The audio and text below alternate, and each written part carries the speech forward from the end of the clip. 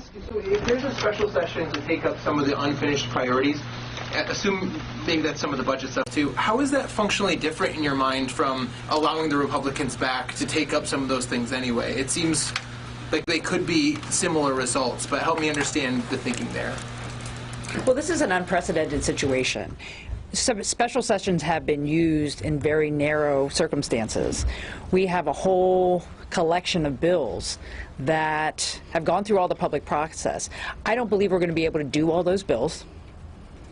We need to do the budget bills and make sure we have more reserves in our emergency fund. So there are some straight-out budget issues we need to resolve. I think the question is how many of those other bills are going to be able to get done, how many are urgent, how many would go to the 2021 session.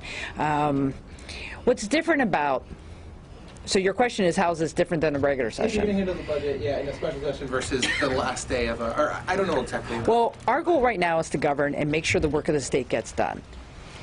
Our preference would have been to do it in the regular session that has now on its way to closure. That would have been our preference. And we worked really hard to try to make that happen. I spoke with Leader Drazen daily. I think Senate President spoke with the Senate Republican leader more than daily.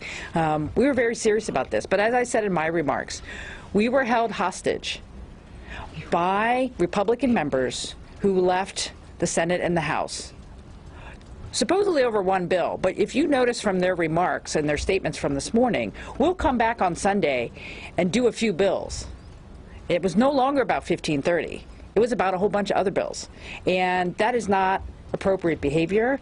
And we're tired of being held hostage, and now we're going to move on and try to do as much as we can to govern here in the state. And that is why we're doing the e-board on Monday, because we do need to get to some very urgent issues like flood relief and coronavirus response. Well, I think, just a minute, I don't think you,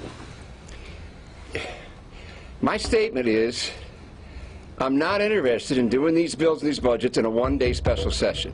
No Oregonian has been in more special sessions than Peter, Michael, Coleman, Courtney. I've been in one-day special sessions. I've been in a 34-day special session. I've been in a special session that fails. I made it clear, we're not going to have a one-day special session we come in, because we're looking at all the work that didn't get done. And to just say, do this, do that, you're not listening to me, I don't think. This institution has been dramatically hurt for walkouts. It is going to become a norm. You want to kill a bill? Just walk out. So there was much more than why don't you just come in and do what they say. No, no, no. Next question.